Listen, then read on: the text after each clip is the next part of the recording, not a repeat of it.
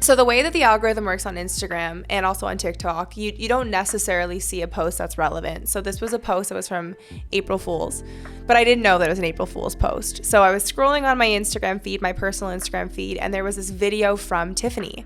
And it was this god-awful pair of sneakers, like bedazzled with like a Tiffany like blue sole or something. And I looked at this video, and I know that Tiffany has been trying to do some stuff to like innovate or modernize their brand, make it more relevant for a younger audience. And I thought that this was legit. And I was like, yikes.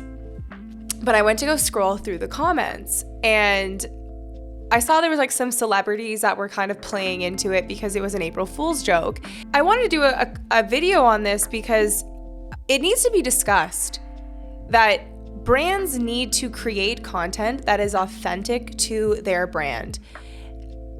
As someone that likes luxury goods and understands the psychology of luxury buying and the luxury persona, a luxury brand doesn't need to be a part of an April Fool's dialogue. And it was such a classic case of there's some marketing agency that's telling the Tiffany executives that we need to increase engagement, we need to get likes, this is a great way to stay relevant, let's do an April Fool's post. But Tiffany doesn't need to be a part of the April Fool's dialogue. Like, that is a holiday that they can sit out on. I'm like, this isn't in line with your luxury brand. Like, be what you are. Don't try to be everything, because now to me, you've killed your brand. And you've spent a century building up your brand to be a luxury jewelry brand that is symbolic with engagement rings and like infinite love and like a forever diamond, right? Like the Tiffany engagement ring is the creme de la creme of an engagement ring. And they're doing tacky April Fool's posts for what? Like what is the outcome? That someone that's spending $45,000 to $50,000 to $100,000 on an engagement ring to laugh? Yeah, you're right. I think it's almost symptomatic of an infantilism that's infected the marketing world. Because you have like when you said it took a century to build that brand. Think of any powerful country, powerful person, powerful brand. They don't respond to trends. No. Right? And for some marketing agency with, some new who thinks that this is a great way to increase engagement, I guess the message you're saying that's really strong is if it takes a century to build your brand, don't ruin it chasing engagements because they think it's the good thing to do. Exactly. It actually pissed me off as a consumer because it's cheap. And you can't be an expensive luxury brand doing cheap throwaway messages. And this is honestly marketing malpractice.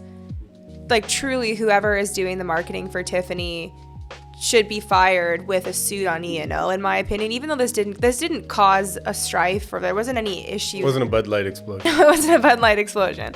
But that's also what's interesting about marketing, like as an aside, is you can be doing detrimental things to your brand that may never get to the top, and you don't realize why your brand has gone down in value or people stop buying. And it's very hard for executives to pinpoint it because that is such a fatal error, what they did. And you don't realize that damage for the unintended consequences down the road. Poor marketing. Because I never saw that brand, but I always saw Tiffany as a great place for an engagement ring.